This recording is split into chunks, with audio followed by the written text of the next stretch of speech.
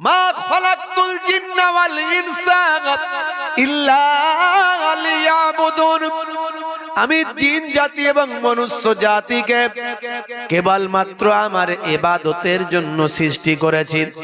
ইবাদত ছাড়া অন্য কোনো উদ্দেশ্য আমার আর নাই। ইবাদত ছাড়া অন্য কোনো উদ্দেশ্যে জিন জাতি এবং মনুষ্য জাতিকে আমি আল্লাহ সৃষ্টি করি নাই।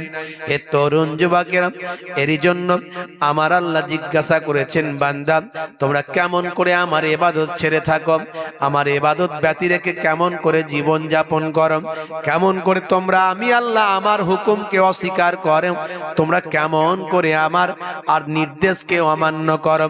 কাইফা তাকফুরুনা বিল্লাহি ওয়া কুনতুম আমওয়াতান ফাআহিয়াকুম সুম্মা ইউমীতুকুম সুম্মা ইউহয়িকুম সুম্মা ইলাইহি